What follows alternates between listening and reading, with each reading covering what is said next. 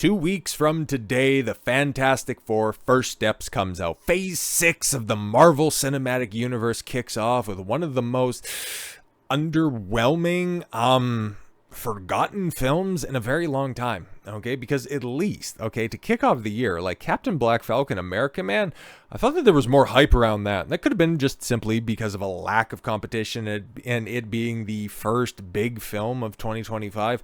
Maybe, okay, but this thing, okay, on a scale of Cap to Thunderbolts, leans a lot more in the direction of like Ironheart when it comes to promotion and just overall enthusiasm, because outside of the shills, I do not see anybody looking forward to this film for a multitude of reasons. And well, we've criticized the marketing campaign for Superman, and we'll see if that ends up, negatively affecting the film over its opening weekend. But at least, it has had, when James Gunn is not in front of the camera, they have had some very endearing and very engaging conversations and interactions with the main cast, okay? Like David Cornsweet seems like just about the greatest guy that's out there, okay? And it'll be interesting to see. Very interesting to see, okay? Especially, if Superman outperforms Fantastic Four, which we'll take a look at some of these early projections, and well, it looks like it's very, very possible that that's going to end up happening. But for as much as I think that it was people, the hyper-autistic, terminally online crew that was, getting super overwhelmed and they were already burnt out on Superman even before its release, that was more or less an instance of them, not being able to properly translate to the real world. In regards to Fantastic Four, like, it's another one of these cases where unless you have a marquee brand, a marquee star, or a marquee character come out to push your film forward, it's not going to end up doing all that well. And especially when you're as divisive as this film has been, because yeah, Superman was very cringe, super cringe, if you will, super shit, if you want to get even more meta about it. In regards to its marketing, Fantastic Four, like, they've been putting out their stars front and center, none of the directors, none of the studio heads on this one, and yeah, it's been cringe. Time and time again, from Vanessa Kirby coming out and saying that, oh yeah, Sue Storm is going to be the leader. Okay, we're going to have a gender politics take that we haven't seen before. And what the hell, Joseph Quinn coming out and saying that, oh yeah, the Human Torch, Johnny Storm, he's not going to be like that womanizer that we've seen in iterations gone by. Okay, this is a Human Torch for the modern day where he's not a womanizer. Okay, he'll just shit on beta male Pedro Pascal until he's blue in the face and fly through the air without his hair moving, because that looks really good. God, man, like this film, man, it's so wild. Because I would imagine after this weekend, after opening weekend for Superman, like all of the shill sites, rather, like Screen Rant and Collider, and even some of the more classy outlets like Variety, Deadline, what have you, they'll be going into full Fantastic Four shill mode, and then I guess we'll get a better lay of the land for this film moving forward. But as it sits, the Fantastic Four First Steps has already fixed these 9 mistakes from 2015's Fantastic Four before it's even released. Like, everything that I've seen of this film, I despise with my very being. Okay, the only thing that's getting praised is, well, some of the aesthetic is cool. I like the retro 60s futurism. Galactus looks comic book accurate. It's like, yeah, but what about those clips that are out there? They all look like trash, but apparently, leading to enough goodwill and good internal faith, yeah, that we're going to be getting a female Silver Surfer project, yeah, in development at Marvel, because, well, they're going to need to find a way, because if they're going to be bringing her in, and they're going to be bringing in Galactus, who is probably going to get sidelined for a minute, because you just brought in Mephisto, and then you're also going to be introducing Doctor Doom as the big bad. It's like, there's no real place for Galactus, and if you want to do like a proper anti-hero with the Silver Surfer, but you're also going to do, Avengers, and you're not even entirely sure what to do there. Somebody who's that powerful, like, yeah, they've also got to get sidelined for a second. So I was just the MCU at this point in time is the physical manifestation of just tangled up Christmas lights. Like, it's a mess. It's an absolute mess. But hey, don't worry, guys. It's going to be better than the 2015 Fan 4 stick, which I don't know what to make of that, because that thing was just such a disaster. Because hey, at least this Fantastic Four has a family dynamic. Okay. It also, yes, has exists in a much more exciting world because retrofuturism, guys, I know that stuff. I like the pictures I see on the screen. God, I'm so over this stuff, man. Like this shit like that, shots like that would be impressive if, this was 1999, 2000, okay? But Balrog still looks fucking amazing 24 years on. Yes, Fellowship was 24 years ago. Wild. We've seen big battles play out, okay? The Ride of the Rohirrim still looks amazing. The Siege of Minas Tirith when Denethor looks over the top of the spire and he sees the 100,000 orcs besieging the gates, not even mentioning Helm's Deep. Like, those movies still look amazing. So yeah, when you do shit like this, it's like, yeah, okay, that's cool, but if you're still going to the movies to see shit like this, like, I don't know, man, you'd probably get more bang for your buck if you would just go buy a 64 pack of crayons and a whole bunch of construction paper and a bag of pop rocks. Like, fucking grow up, okay? The Fantastic Four First Steps is not aiming for a dark, gritty tone. And to be honest, yeah, the new version of The Thing looks better. But yeah, you're also bringing in Galactus, who eats and consumes planets. Your most recent teaser or scene that you released is all about how this planet has been marked for death.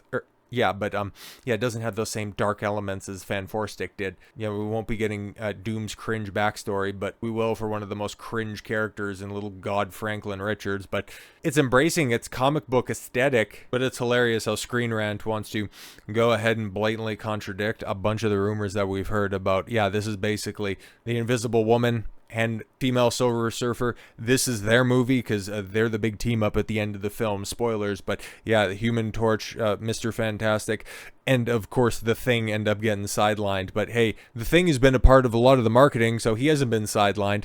Sure thing. But yeah, what's being approved right now? Oh, is male feminist Human Torch. Fantastic stuff. But I'll be interested, right? Because this film just had its big red carpet over in Paris on Wednesday or something. We'll get into it specifically. And it's weird because I haven't heard any reports from anybody quite yet, at least at time of recording. And that, of course, will be changing as there's going to be, a U.S. premiere. And it'll be interesting, right? Because for as much as, Mark Malkin, is this going to be the gayest Fantastic Four ever? For as much as he got a bunch of people to bite on the Superman red carpet, but he got a couple of dismissive answers there. The people that are over and included in the Fantastic Four this time around, like if he turns up at that red carpet, oh boy, it's going to be game over. It's going to be Rachel Zegler type answers. And well, is it ultimately going to end up affecting the opening weekend? Because yeah, we got the projections for Superman, and we've heard anywhere between in on and around 130, with the incredible high end, the very, very lofty high end of 171. Not entirely sure about that, but then you just cast your eyes further down a little bit past another Pedro Pascal film. But yeah, so the Fantastic Four First Steps, it's low end at 125 million. Last time I checked, and doing just a little bit of math there, 125 is lower than 130, and we'll have to see when it comes to walk up, and especially with the I think generally speaking, Superman's positive word of mouth, like the Fantastic Four is really going to have to honestly and earnestly be a proper return to form. It'll be interesting to see all of those shills that wasted.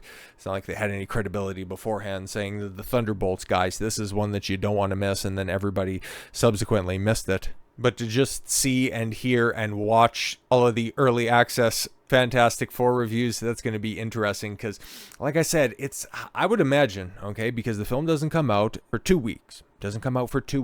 It's just if Disney and Marvel is going to take advantage of that gap coming out next week, because not much is hitting the theaters, okay? Not much big that is going to be out there. So Superman has a chance to repeat, and if they aren't just going to be blanket wall-to-wall coverage with Fantastic Four, trying to lead up, get all of that goodwill on social media, because Superman should carry the day, because you take a look at the rest of this stuff, and I Know What You Did Last Summer, like, for as much as Final Destination Bloodlines came in and overperformed, these legacy sequels to horror franchises, like you got Mithrigan Tugin, and it absolutely bombed. So yeah, I Know What You Did Last Summer. I remember watching some of those films back in the day, and I still know What You Did Last Summer, and whatever the third one was called, I still almost know What You Did Last Summer. Did the Fisherman's identity ever get revealed? Like, it's been a long time since I've seen any of that stuff, but I digress. It could end up challenging towards the top of the box office, probably being the best performing film to come out that week. But yeah, you have Eddington, another Pedro Pascal film coming out, and it's expected to make $7 to $10, maybe $12 million opening weekend, and it's going to have a wide release. Like, it's got a pretty star-studded cast. That's the only thing that he can do. And you take a look at Materialist that's out there, and well, what I thought going into July would be the strongest competition kind of looks like Jurassic World Rebirth. Oh boy, she's going to be on the fade for sure, because yeah, now that we got, last weekend's results, $92 million for the 3-day opening weekend, looks like Superman is going to curb check that. And then also Fantastic Four could as well. And we take a look at the daily reports on this one, and guys, it's not looking all that well, even though it's outperforming estimates. It's like, yeah, okay, sure, man, we'll see. We'll check in here in a couple of weeks. But that first week drop off, that's 60%, okay, and then 2/3 drop off for its first from Wednesday to Wednesday.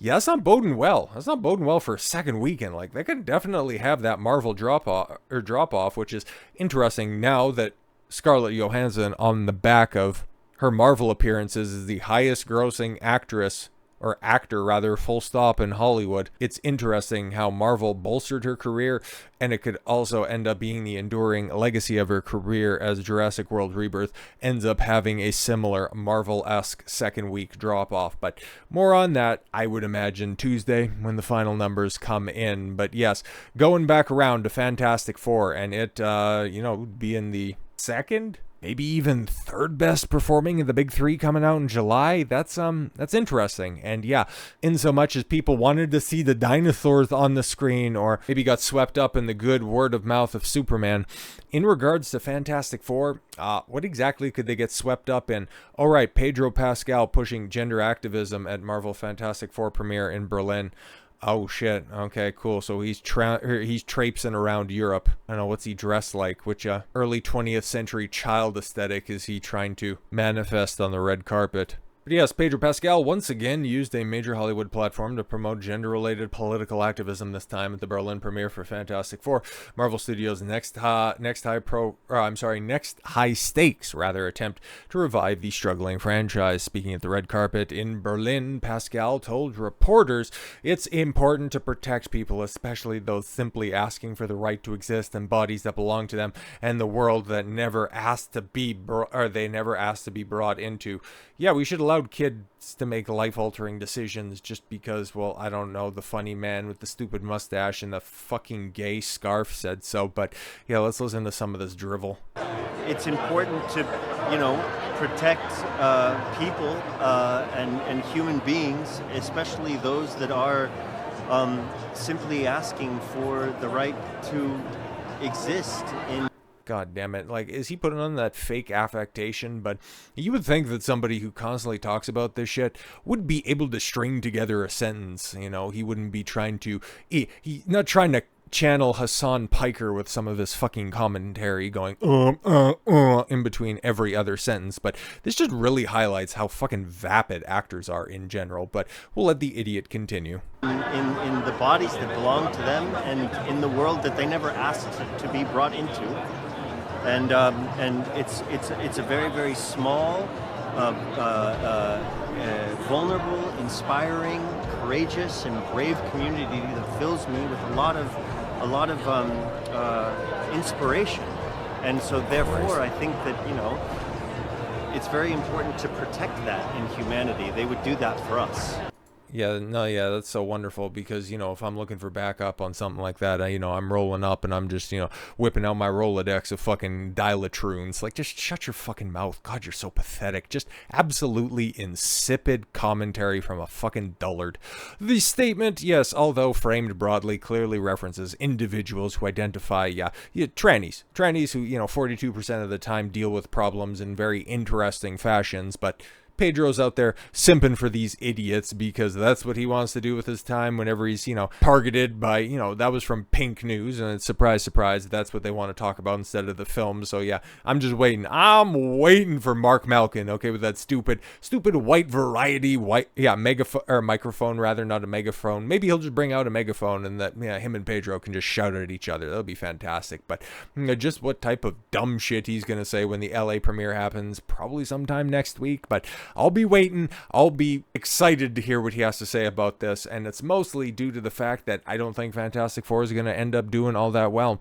I would imagine like a lot of people looking at Pedro Pascal and his fucking cringe ass exposés. It's just like James Gunn. Okay, it's just like James Gunn, but at least he can take the heat, and then that they can just go ahead and trot out, hey, look at this, David Cornsweet and Rachel Brosnahan. At least, they're pretty cool. They seem based and down to earth, but the way that, Superman continues to talk about, you know what, guys, god damn it, man, I just really want to play a Jedi Knight. Okay, I love me some Star Wars. I got a whole bunch of Star Wars Lego, and we'll probably be talking about Cornsweet next week in more detail when it comes to that, but it'll be interesting, right? Because if Superman ends up being the breakout hit of July, if it ends up being, the chart topper of the summer, okay, which I thought was possible, but really did think, okay, and I'm very, very, very surprised, okay, the Jurassic World is not doing gangbusters, but if he ends up being a hit, Fantastic Four ends up faltering, and then next year, okay, at the beginning of May, when The Mandalorian and Grogu comes out and is a shock to the system of Lucasfilm, when that thing fucking flops spectacularly,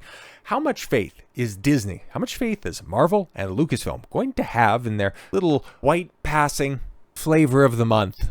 Are they going to cast them aside like some of society's most vulnerable members, or are they just going to take that mustache ride into oblivion? Or is the man of tomorrow going to become the Jedi of tomorrow? We could actually see Lucasfilm make one of the smartest decisions that they could. I'm not saying that the film is going to be good by any stretch of the imagination, but a very obvious pick, okay, with just the lack of direction moving forward for Star Wars for Lucasfilm. If Superman is a success and we cannot get David Cornsweet to stop talking about how much he wants to be a Jedi, that would be a match made in heaven, and it would actually give a reason to be somewhat excited for something coming out of Star Wars, because the continuation of the story of the Mandalorian, as funny as it is, I don't think anybody's really looking forward to that, and I don't think it's going to turn the needle at all, and especially the way that the Fantastic Four is shaping up, yeah, I don't think that Pedro's going to be the savior of the MCU, and well, we'll have to weather the storm because he's going to be quite central,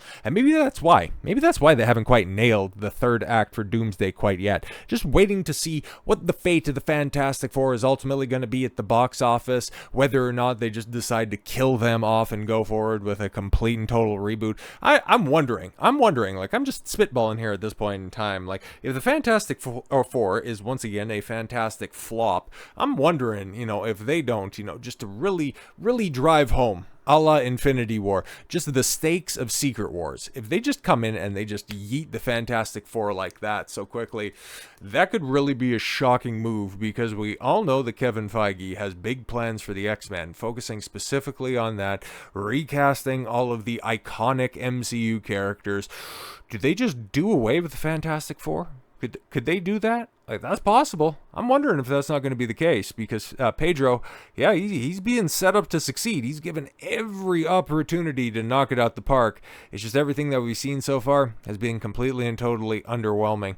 It's kind of like his career has set him up for this moment, and he is, in the words of Denny Green, rest in peace, he's exactly who he thought he was. So with all that said, thank you all very much for the gift of your time. I've been Don Consuelo. I want you to follow your gut and get after it. Take care, everyone.